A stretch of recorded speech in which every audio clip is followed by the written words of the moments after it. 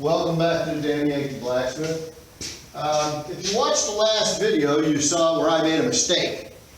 Well, this video is going to be fixing that mistake. Now,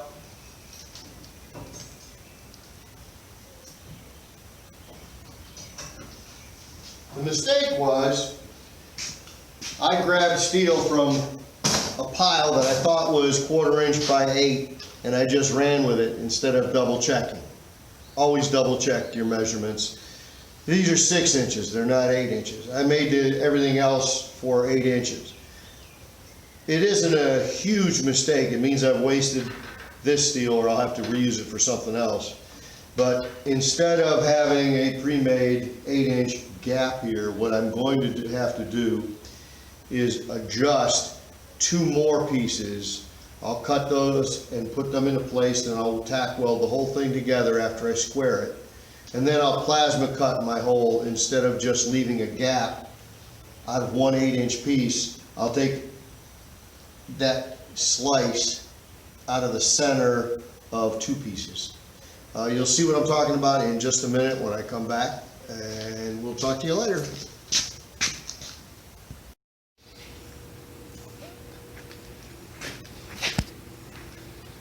Okay, so we've got the center pieces cut and placed, and then I took corner brackets which clamp it down and leave the corner exposed,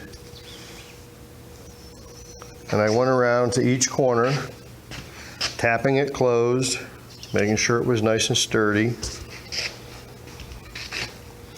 Doesn't give me not a whole lot of gaps, so I can close that up with a welder. Then I have my last one. You see I have a big gap there. And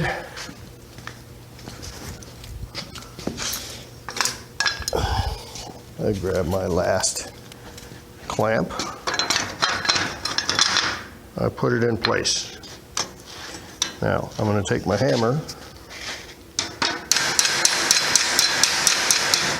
talk to it gently,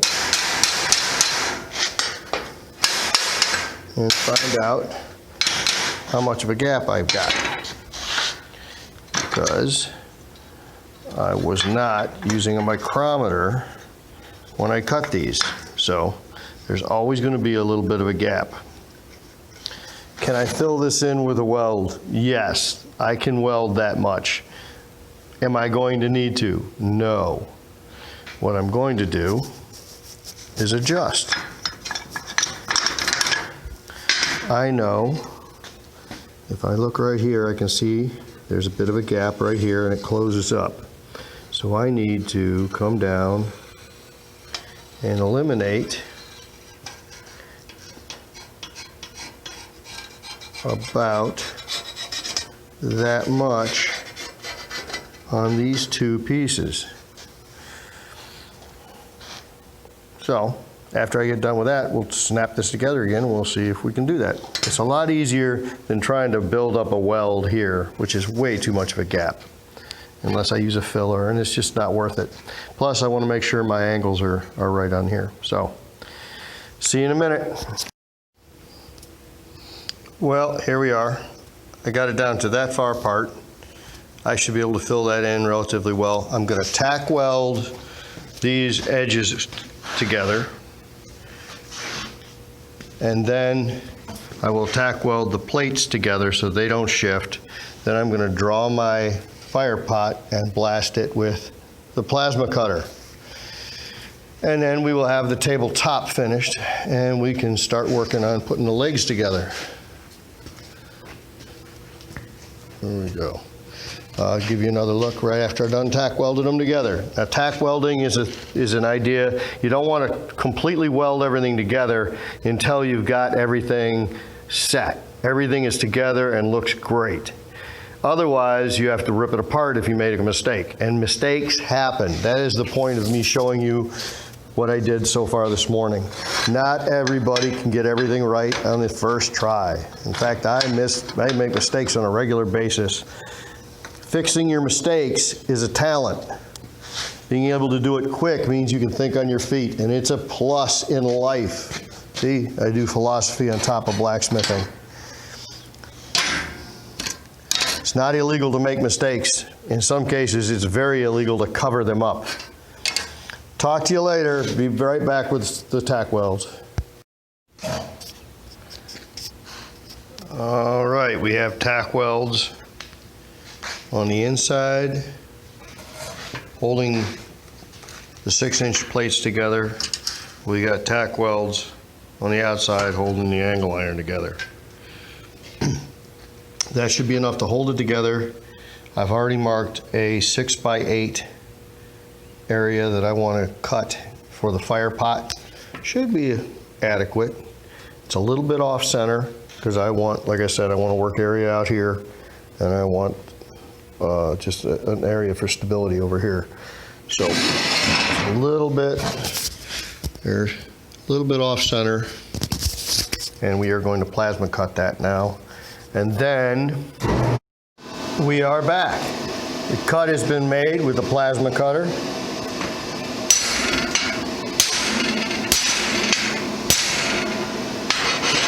And these pieces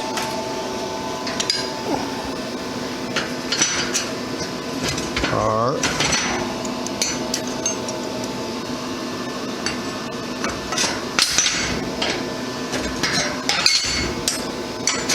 done.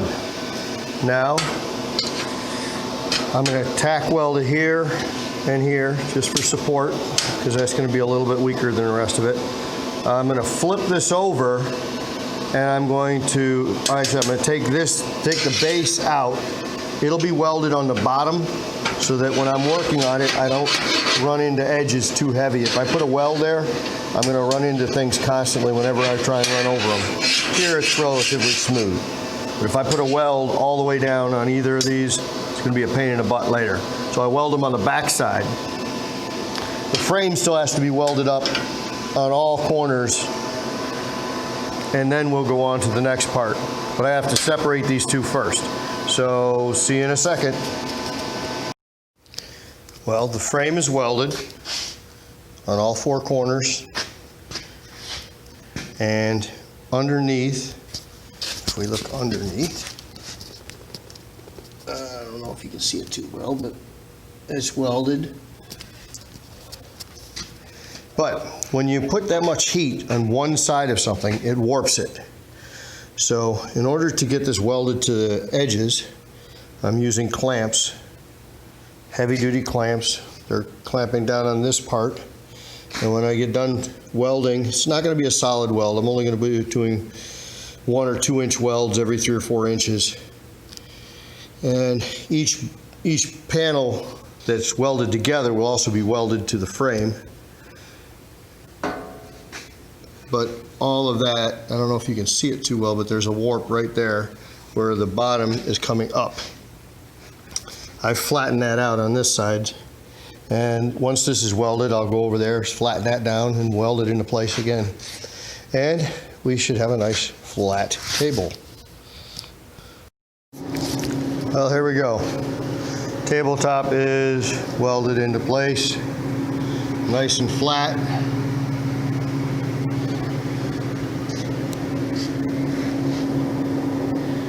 And we have our spot that we're going to throw in our fire pot.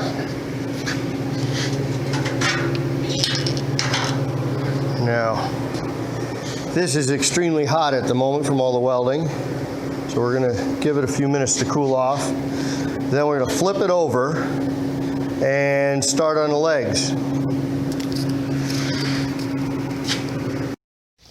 Well, we're ready for the legs. Now, this is why we tack weld things. Tack welding leaves you room to move it after you've already welded it. If you only weld it in a small spot, you can push that weld just a little bit. And you're not going to get this perfectly level just off of doing a one-person job. So we take the leg, we line it approximately, I do it about 3/8 of an inch in on either side so I can get a decent weld without overhanging the edge. We got our ground there. Hopefully it will be grounded well enough. And I line it up as best I can, and I hit it on the corner.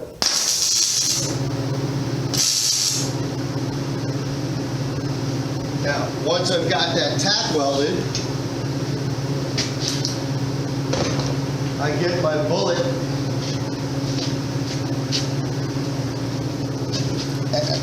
and this is a very important tool.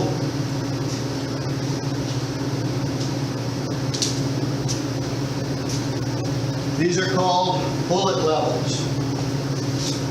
They have a magnet on either side, so I can adjust that.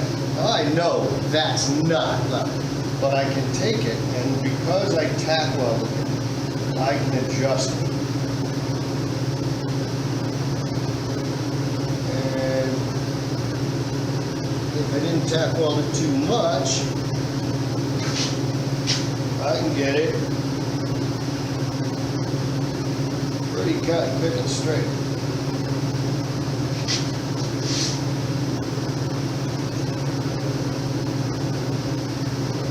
And now I can take my welder, tack weld the other corner, not fully welding it, just tack welding it because I got more adjustments to do.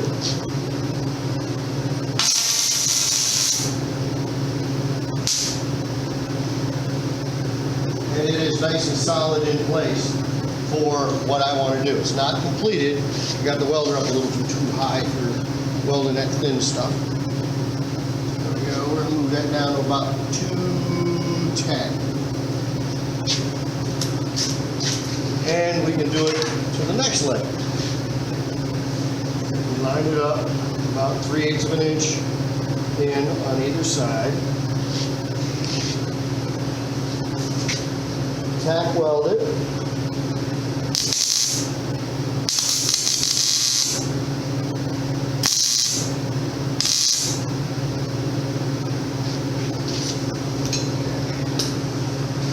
A weak tack weld will just break. But you got to have a nice good chunk of it without being so much that you can't move it. Now, if you're real lucky, you get it almost on the money, which it looks like. I got lucky this time. It's still warm. Gotta push it in and here. Not so lucky, because I'm pushing against the weld. That makes it a little more difficult to do, but not impossible.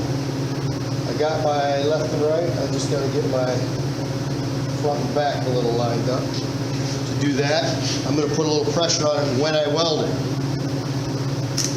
So I've got to watch my level while I'm welding. Make sure I stay on the bubble. And the heat will keep it right there.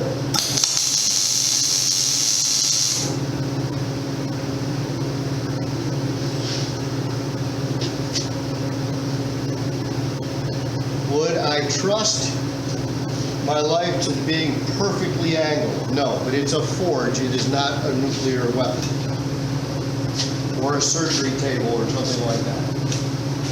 If you're off 1/10 of a bubble, your table can still be made flat. All right, here we go, folks. See you when all the legs are done, and we got to talk about the cross pieces. Okay, we've got the legs tacked on. We measure the distance between these two legs, and we have just shy of 33 3/4. And look at that. Isn't that amazing? I have a piece of steel, a 3/4 inch square tubing that is just under 33 3/4. It's amazing how that works, isn't it? Almost like I had time to go cut it. Now, I've made a mistake in the past. Oh, we need to adjust that just a wee bit. Grinder will work for that. I've made a mistake in the past where I've put these cross pieces too far up, and that caused problems with the venting that are the hose that I'm going to put down here. So we're going to move these to about here, right after I grind it, just a wee bit.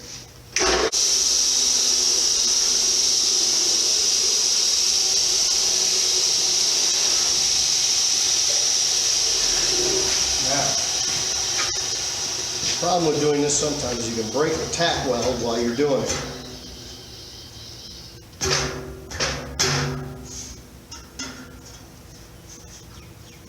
I'm using 3/4 because it gives me a little bit of room to do my weld and have a nice space to work with. It doesn't have to be a flush weld. And you get a little bit more of strength out of the weld, in my opinion. Like I said, I'm not an engineer. It's just, I believe it's a stronger weld.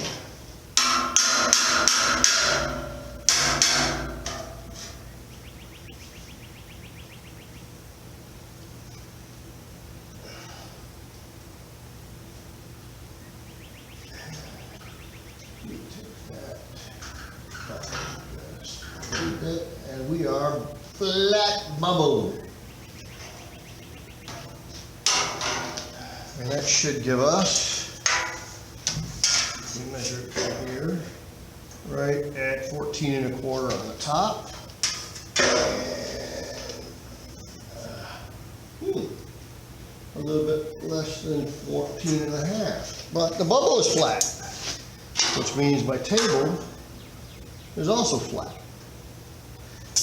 which tells me that there's a difference in the welding height there. It's going to be a little wonky. We'll make it work. 1/4 inch. If the table sits flat, we know we did it good. We'll find out in a little bit. Well, you saw what you do when you got them, when they're leaning in towards each other. What about if they're snug here, but it's loose up here? Well, what we're going to do, we're going to use a clamp. In fact, because we're going to weld, why not use the welding clamp? It's going to go approximately where we want it. And we're going to put that there. We're going to put a bullet on there. I'm going to hold it with this finger,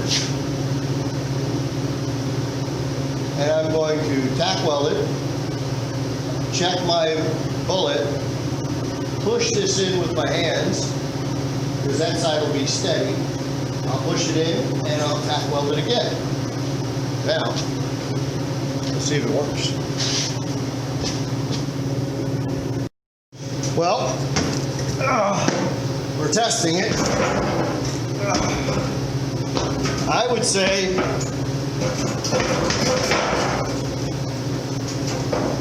if it can handle that, it can handle 20 pounds of coal and a blacksmith beating on it every once in a while.